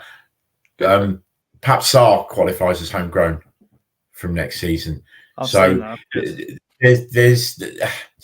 different things. There's homegrown for Premier League, where it could be your academy or from anywhere else. But for Europe, you have to have 4 what they call club trained, as opposed to association trained homegrown. And that's where we're really struggling. And I think that's one of the reasons we've seen all the rumours with bringing Kyle Walker-Peters back. Because he's a pretty good player. I think he'd play the system very well. And he'd be good cover for Porro. Plus he came through our academy. So he ticks every box. Whether that will happen or not, we'll have to wait and see whether Southampton get promoted, etc., etc., etc. But that is one of the issues: is that club trained homegrown, because most of the rest of them are too young. Divine and Donnelly and all the rest of it, they're just too young. They fall into the B squad.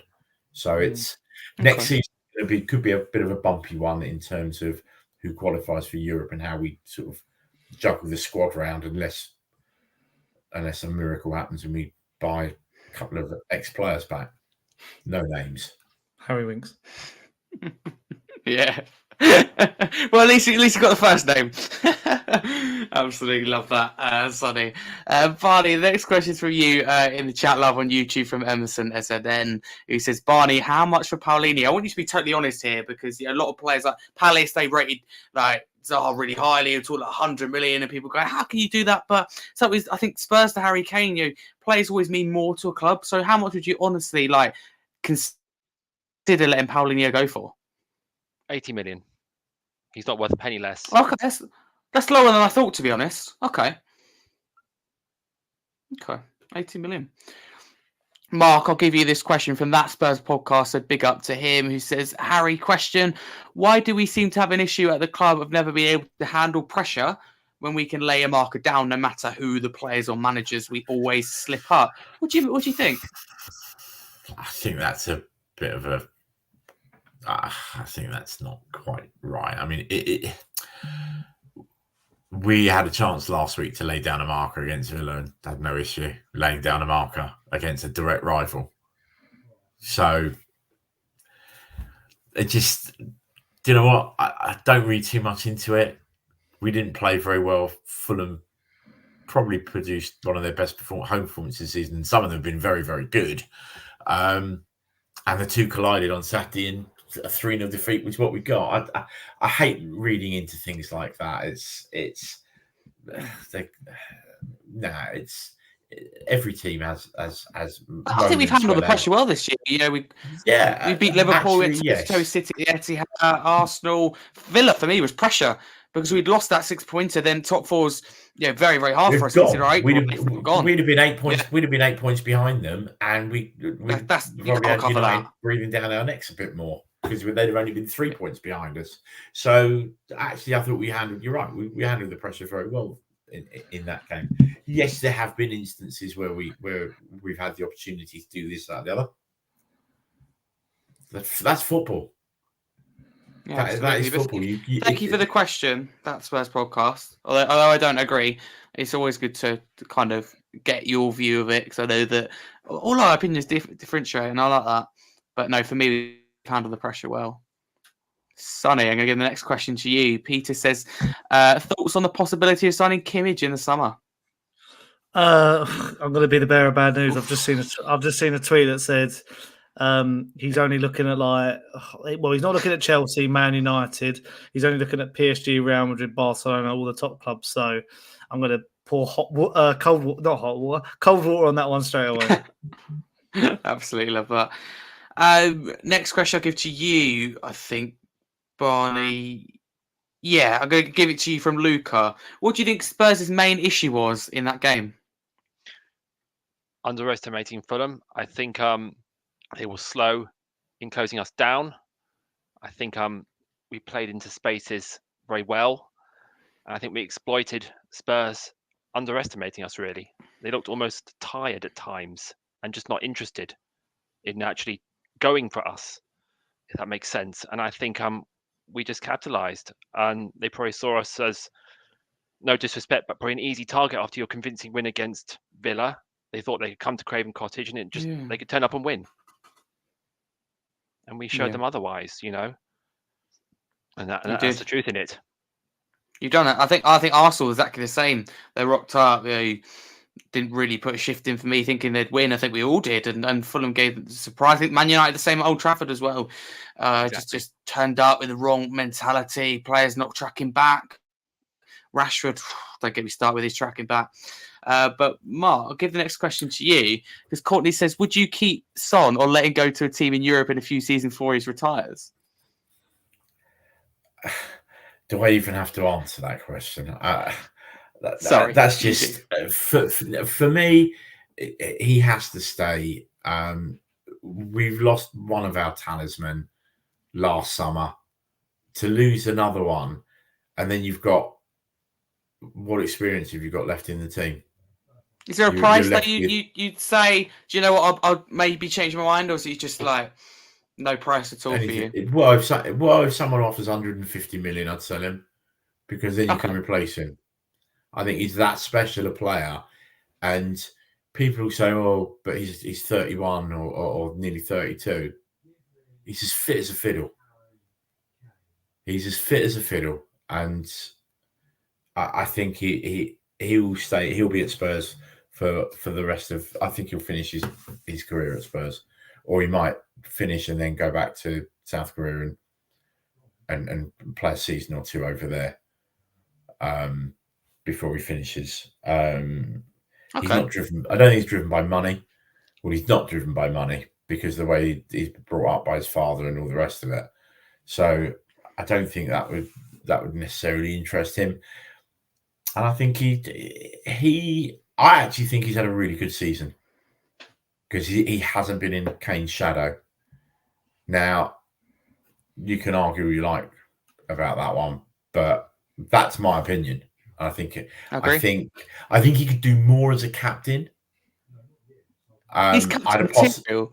There's a lot of players in this league that aren't, but I think Sonny is captain material. He leads from the front. I didn't say that. I said he could do more as a captain. I still think he's captain material, though. Yeah, he is captain material, but at times when you go a goal down or two down, sometimes you want to see a little bit more from him. I'm not saying it can be quite emotional. No. I think, is that what you mean? Like sometimes he does, he wears his heart on his sleeve. Thank you, Sonny. Thanks for reading my mind. But yeah, I'm in the corner. Then you let him out. Come on. I'm very grateful. Send me your bank details. Send you the payment later. It's going to be a rather large transfer. Sonny, we'll come back to you. Paul Murphy says on X, a big up Paul, says, I understand trying to implement a style and way of playing, but don't understand preserving with players that have underperformed. Bold statement here. What will it take to drop the likes of Kulusevski and Basuma for me have been the worst offenders in the last few games? What do you make of that? Can you understand where Paul's coming from? To me personally, I feel that's quite reactionary. I feel like Kulusevski against Villa was outstanding in that second half. Kulusevski, typical football Twitter thing. You'll look at, he's not scoring goals, he's not scoring, he's not getting assists, but he runs like there's no tomorrow. He has got amazing legs. He's versatile. I think what is good about this squad in the starting lineup is all these players are quite versatile. They can play multiple of different roles. And Basuma, I mean, Basuma is quite a strange one. Again, I thought he had a really good game against Villa. But a lot of people will say he hasn't been the same player since Luton, where he got sent off, or Nottingham Forest, where he got sent off. Yeah, so, Forest. you know, it's a strange one because he started the season so well. I think he is controversial. I still think he's the best player to play in the six because he is comfortable on the ball, and I think he's better defensively. I don't think Sarr has got that much of a... I mean, his cross was amazing against Villa, but I think his passing range isn't perfect for the sixth role. So I feel like targeting individual players, because I do think who are the sort of players who can sort of replace them at current. I'm not talking about in the future in transfer windows. I mean, at the moment, because I feel like Sarr is better as an 8, Bentancur is better as an 8. You know, it's sort of, we're in a situation where these players are sort of the only players who fit that position. Kulusevski, I know people say Johnson, but I feel like he is still... It's good to have... I feel like it's good to have Kulusevski with one of the pacey players and then have one of the pacey players on the bench as an option to come on when there's weary legs out there. So I feel like, again, in the last couple of games, they've been strong. So are we just talking about the Fulham game? Are we talking about the first half against Villa? I'm not so sure. I feel like it's really hard to... I mean, I can't really pick a player who's like... a lot of people were saying earlier in the season that Johnson's been our worst player. But Johnson's been pivotal in certain matches. You know, he's won us games. Again, that's reactionary. Because for me, he's what do you want him to do? He's come off the bench and getting goals and assists. It's the same as Werner. And I'm like, surely that's their job, right? But that's what I mean. I feel like you can't be harsh on too many players this season. Like we are fortunate to be in the position we are in. A lot of people say we're going to finish 8th or 9th without Harry Kane. I feel some of the reactions I've seen like since Saturday have been. It's hard to get my head around a lot of the reaction and the attacks on certain players. Should be used to it. But yeah, Sonny, that's the way it is. Lose a game heavily and it sack the manager and sell all the players. Beat Villa and we're 1970 Brazil. I think it's the same with the owners. Beat Villa and has Levy change, and we lose Fulham and get out of the club. It's just so reactionary. Make your mind up, and it's just the talk of protest has happened again. Why not against Villa? Why is it just when we lose? You know, if you really believe this ownership is wrong, back it up when we're doing well as well. If we be consistent, and I just don't think they are, but I've got to be careful what I say. So. Do I have to be careful what I say? No, as long as it's appropriate for the show. So go for it, by all means. You're alive, please do not swear. It's like Big Brother. Oh, I'm going to be evicted. Yeah. Levy will. Sonny, I agree completely. There is people say, oh, it's another rebuild. No, it is for the club and it is under Levy's tenureship. But you've got to give Ange a period of time. You can't just say, 7 months. Oh, we've lost 3-0 to Fulham. We've lost 4. That's my issue. I would sum myself as a glass half empty Spurs fan, and then someone earlier called me a happy clapper, and I'm like, I don't know where I belong anymore. That all the time. I don't get where I belong anymore because I feel like pretty much. I only launched my YouTube channel this season. If it was last season, my head would have been clean off week in, week out. So I feel like backing the team positively at this season is quite a therapeutic way of going about. And when you do pick up problems, it is just like I did a video saying like this is Andy's biggest problem. And they're like, give it time. I was like, no, I'm just highlighting that this is a thing. Like you don't have to, there's no medium ground, is there? Sometimes it's funny. And I'm one fan that hates putting square pegs in round holes. Hated seeing Emerson and Davis at centre back, but actually that was probably the only thing he could have done because the alternatives didn't even bear thinking about. How about you could play Dragusin and Van der Ven as your 2 centre backs and Romero in the 6? Every attribute. I've seen someone say that. He's got every attribute. He can pass the ball really well. He's great in the tackle. I was going to Like say he's got a football Mascherano, brain. I'm would just you not say sure that? sometimes. Yeah. You look at how Rodri plays for Man City. I do like the idea of that. Romero could very well be a similar sort of player. The only problem is you've only got 3 centre backs at the moment, so you probably have to buy another one in the summer. Because if something happens, then you've got to revert again.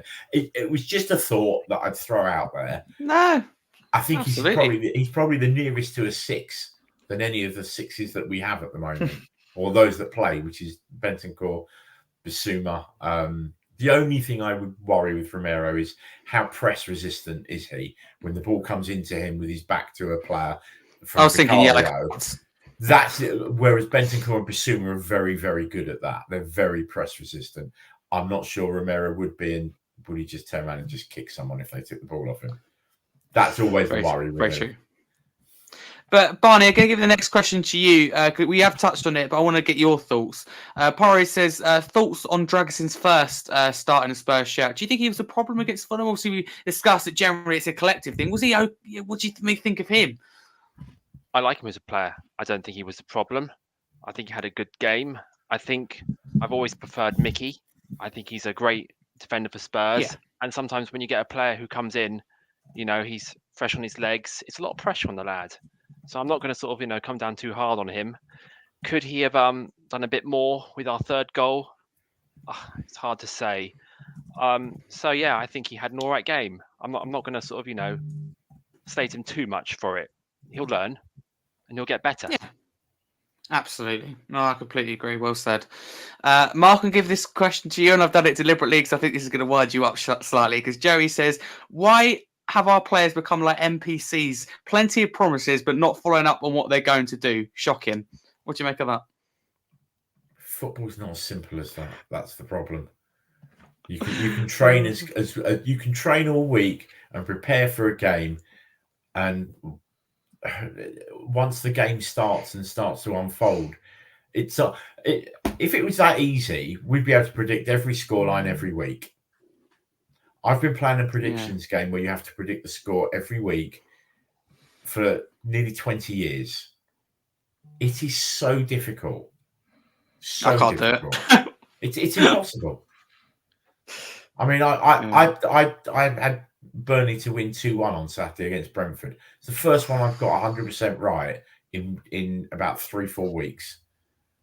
I won't tell you what I put for our score at Fulham. I don't. Go on, let's hear. You can ask Barney. I'm not going to tell you. I think I put 3-0 the other way. So that's exactly what I put. Love it. You should have seen my fantasy football. I did the free hit on the Premier League one. I was like, I'll do that. I think my most points was I got 7 for Foul. I captain Son, vice captain Maddison. Yeah, I had Tony, I had Kudus, I had, and they all didn't turn up. And I was like, nah, that's it. Should have put Fulham players in there, mate. I didn't think of that. You did right, buddy. Yeah, Menez. You had Robinson. Who's the other one you had in there? You had one more, didn't you? Menez, Robinson, and Iwobi. I got 30 points off the 3 of them. And none of them were captained, were they? No. But you're kicking yourself about that one. I wish I captained them. One of them, yeah. I wish I captained Muniz now. I wish I brought him in. But then that just goes to show football's not that easy to predict. So, you know what? Yeah. Absolutely. Everyone can talk a good game. But there are so few that can actually go out and deliver every single week. And that's what separates the elite from the rest of mere mortals that we watch every week. We can't all be Messis and De Bruyne's and all the rest of it. It is what it is. Absolutely. It would be very boring if that were the case. I love the unpredictability of it. Don't like losing 3-0, but I love the unpredictability of football. Value for money, I suppose, with Tottenham Hotspur this season. Whatever way you look at it, there's goals in the game. So if you're going to look at it at that point of view, especially with the high season ticket prices, there you go. Add that to your little argument. If anyone challenges the most goals in games, isn't it? Us this season, one of them. Yeah, absolutely. Sorry, I was going to use the one that we scored every game. Yeah, we haven't scored every game now. Not now. No, we haven't. Well, it was broken with Fulham, so damn it. Can't use that one anymore. But Sonny, I'll give the last question to you because Lee says, will Brennan Johnson exceed what Gareth Bale did for Spurs? And how are you excited how good he could be? That's bold, that as well. Is that just at Spurs? So that means will he exceed by getting a mega money move to a better club in the future? Does that mean that? I don't know. I feel like it's lazy to compare them just because they're Welsh and wingers. It's like that's the most football thing, isn't it? Just like compare same nationality, they're going to do the same thing. But then I did that with Mascherano and Romero moments ago. So I mean, if he did, that'd be fantastic. I just think they're quite different players. I mean, I've been critical of Brennan Johnson this season because I think his weakness at the moment is his decision making. When it comes to like the choice of shot he pulls off or crossing, he'll either like drive one across the area when he should have done a lofted one or vice versa. So to me, he's got a few things to work on, but I still think he is, he's got the potential. It's all there. And funny enough, I just before we joined, I saw that apparently Atletico Madrid wanted to sign him and they offered more money. Saw that. Forest rejected it and then accepted our bid. And then that's all to do with their FFP report. So nice to see that we're involved with another FFP dilemma like Everton and Richarlison. So it's always us, always Levy circling like a shark. Absolutely. Thank you very much, Sonny. And I'm going to answer the last question. Top 4 predictions. I think Liverpool will win the league to end the year on a high with Klopp. I do think they will do that. And that's something I think I've said for a while. Second, I think will be Arsenal. I think they've been really good and will be just about miss out on the title. I think this is very unpopular. I think City will finish third. They're falling away a little bit. Only by a couple of points, I think we'll be off first. I think City will finish third. Mark, I'll come to you in a minute.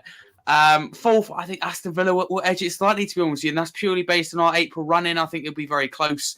And then I think we'll be in fifth. So that's the top 5, if you like. But Mark, what would you change? I think Arsenal finish third. I think too strong. Once Kane dumps them out of the Champions League, I think that'll be it.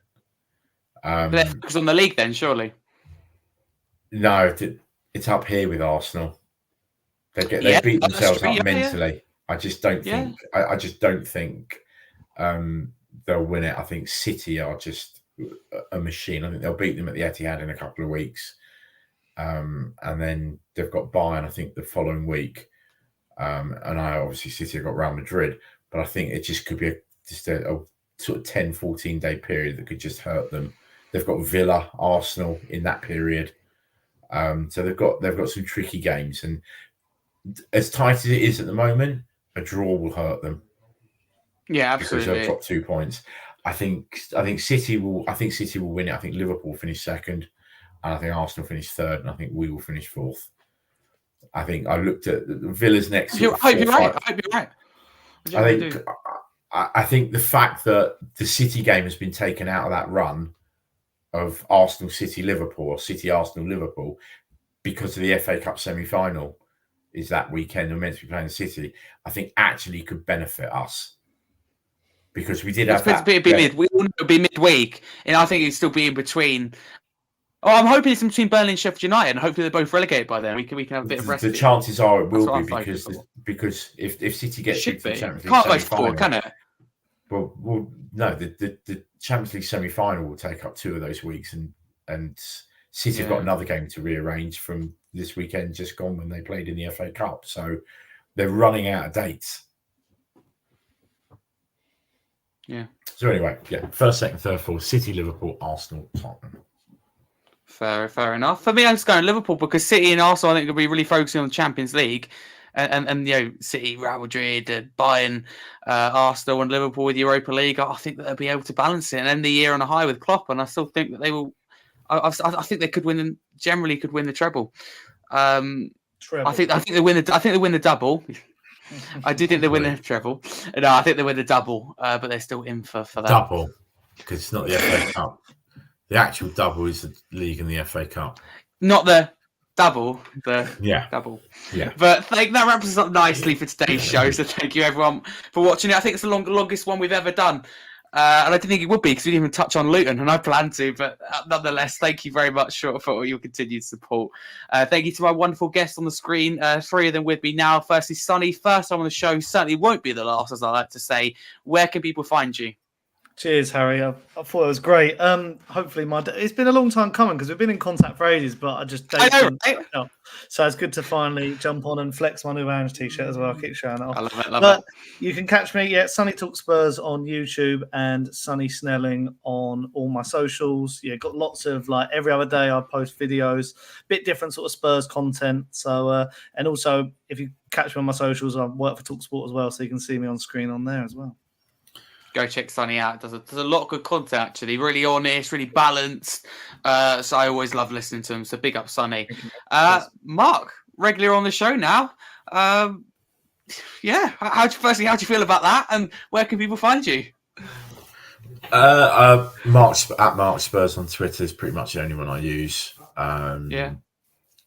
So you can find me there. Yeah, no, I'm delighted to be a regular. My son is driving me mad because he wants to be on the show. Oh, get him on. When I say my son Barney, he's 20, so he's not 8 years old, and he wants to be on the show. He's to come on with you or separate from you? No, separate. I don't want to sit here next to him. Oh, fair enough. That's why I asked the question. I was going to put him on with you. He's in the room next door. I can hear him. So. Pick up. It was a good show, great show tonight. Barney, we'll have you back on when we beat Fulham next season. Yeah, I said to Barney, I thought I'd played this right, but I didn't. I'll be back. Proper football fan though. Thanks, mate. Thanks, mate. It means a lot. Only a tiny little bit floating, but I've had rival fans on, and 3 times we've lost. I'm starting to think that I should drop the idea now. Start doing it pre-match. Wait until after the game. Yeah, absolutely. Yeah, I'm so keen to get in there. But Barney, thank you very much for coming on. Obviously, we planned this for a little while. Where can people find you and talk to people about our work with football clubs around neurodiversity? Well, first of all, you can find me on Twitter, Ambrose Barnaby. So it's Barney and Chris over there. And I think I just echo what you say. We've done so well. Fulham has supported me and Harry. You know, Harry was in the press box at Craven Cottage. We were featured in the matchday programme. They've supported us. They've spread our news.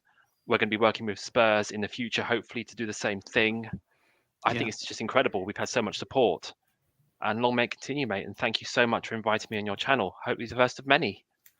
Absolutely. Thank you very much. Big up, everyone. If you want to follow me, you can there, Harry Scarf 22. But more importantly, check out all these guys on socials. If you're listening on a podcast platform, a lot of you do. So big up to each and every single one of you. Yeah, wherever and whenever you are listening, don't forget to drop us a follow and a 5-star review. If you are listening live on YouTube, don't forget to smash the subscribe button, smash the like button, turn the notifications bell on, keep up to date. And as always, get involved in the comments. Hopefully should be releasing channel merch by the end of the month, and also there'll be some midweek shows that won't be hosted by me. Tomorrow will be the first one of trial. Big Newcastle fan and YouTuber John Sinclair. We chat to a Man United fan, an Arsenal fan, and a Bournemouth fan as we try and grow the community. I know, Mark, you've got to look at the bigger picture. We want more about Spurs, but I'm going to tune in for that one tomorrow, and there'll be more shows. Go on. It was just a mixture of fans.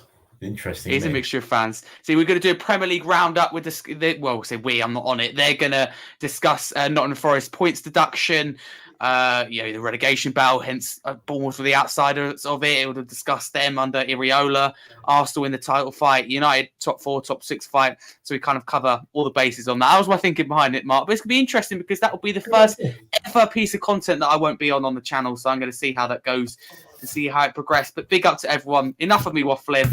And as always, up the Spurs. You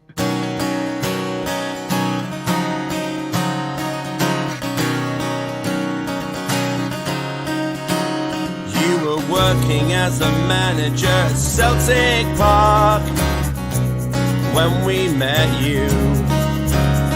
We picked you out, you shook us up and turned us around. You've turned us into something new. Postecoglou, you know that we believe it when you say you're gonna change it. And Postecoglou, We're the mighty Tottenham and nobody's gonna stop them. Oh, we look so fine in blue and lily white. And then he said to me, I'm from a land down under, Postecoglou, baby. Postecoglou, oh, Postecoglou, baby. Postecoglou, oh. Postecoglou, baby. Postecoglou, oh. Postecoglou, baby. Postecoglou.